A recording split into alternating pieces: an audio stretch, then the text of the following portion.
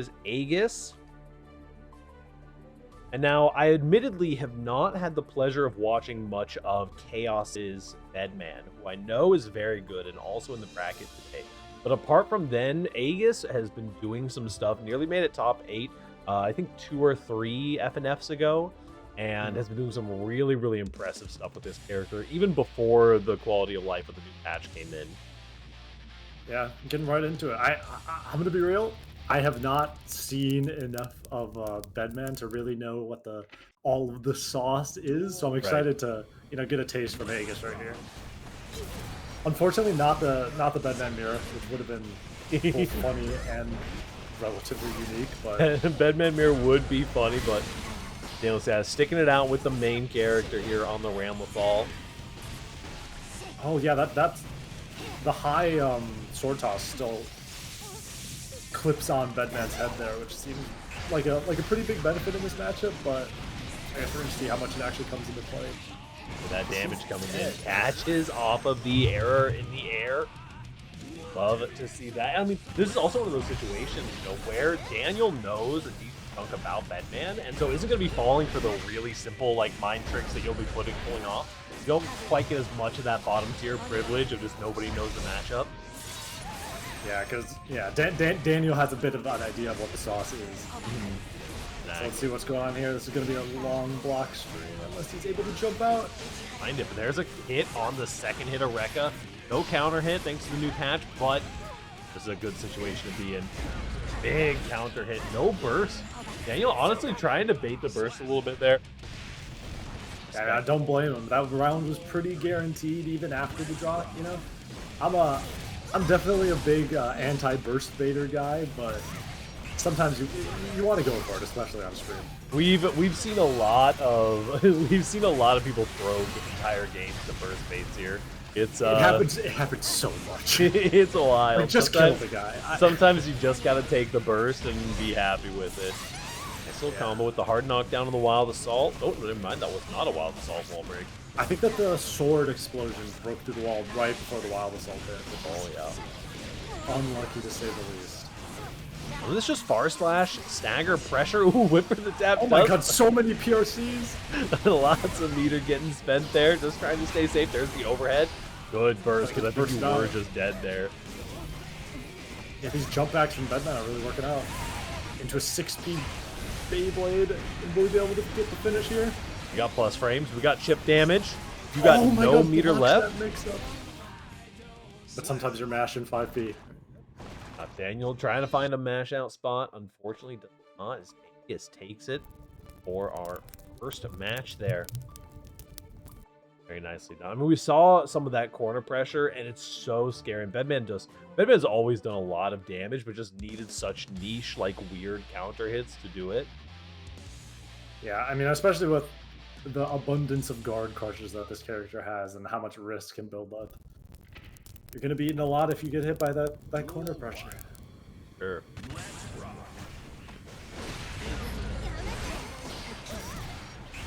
Getting into some of that fireball zoning. Got to be careful. A lot of zoners against the Ramlethal. That sword toss and even just the far slash is just so quick. Yeah, I mean, there comes a point that far slash is basically a projectile. It goes almost the full screen. Might as well be Axel at a certain point. Nice mash out by Aegis. Yeah, use the FD to make it so the Rekka whiffed. Very good stuff. Now we're running the pressure. We have the error out. The lows are connecting. Using that A-way air dash as well to set up some mix in the air here. And we're going to be here for a while. So, if anyone wants to donate to the Matcherino, exclamation point Matcherino in the chat, because I don't think this pressure is ever going to end until the back throw from Daniel. What was happening? I've never seen that before in my life. What was going on? Oh, drops the combo with the super. I don't think this is going to be punishable by Aegis, but Aegis chose to tank the nice call. Aegis chose to tank the chip damage there, put out a little bit of risk for themselves in order to get that reversal super really good to take around. Man, throw coming through. Now it's time for the corner pressure to start. Let's see what this insane pressure is. Nope. Jumps out but covers it with the jump piece. So a little bit of a taste of your own medicine for the Ramlethal here. Yeah, saying now you're going to be the one who has to sit here for 20 minutes and just guess 15 times in 2 seconds. Go the fireball. Almost finds a jump out. At least takes their turn back. Come through. Throw another rock. There's the 6B. Oh, nice blocks from Daniel here. Daniel's doing a really good job staying patient under the defense, just trying to find a way out, but nice backdash back throw. Daniel has found at least one call out. Holy cow, Daniel pulling out some of their own whack PRC pressure here. Gets the Wild Assault to break the wall. This is looking pretty good for Daniel. Let's see if anything can come off of this hard knockdown. Lots of meter as well. Red RC to stay positive. As the Wild Assault available as well here. Oh, wait, Wild Assault's that was smart. Dodges the sword explosion with the Wild Assault. That's crazy. Using that big body Wild Assault, pushing out of the corner. I mean, essentially, like for some people, that white Wild Assault just as far as there.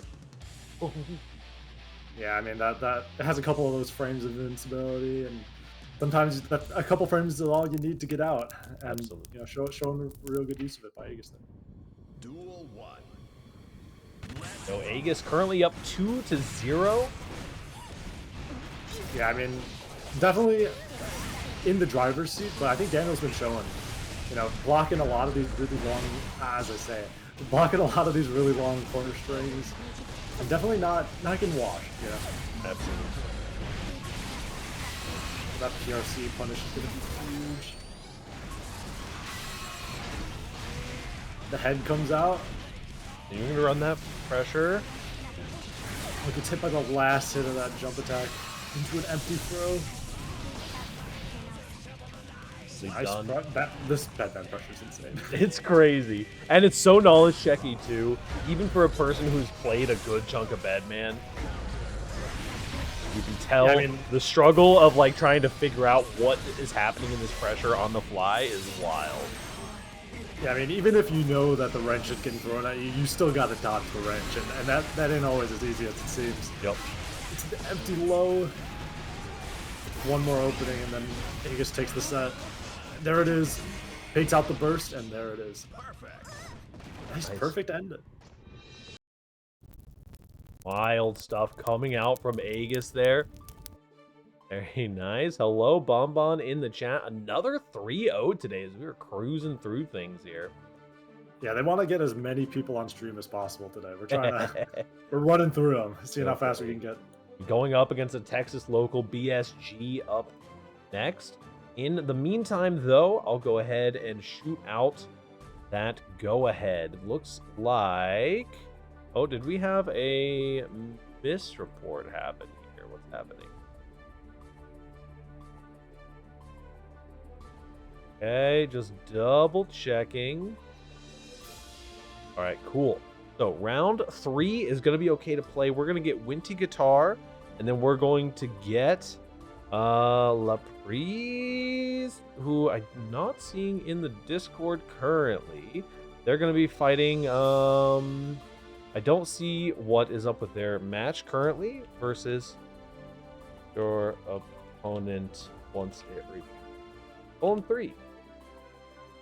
Room code is going to be 000117. We got Winty Guitar and Tenak. We got a Biken fan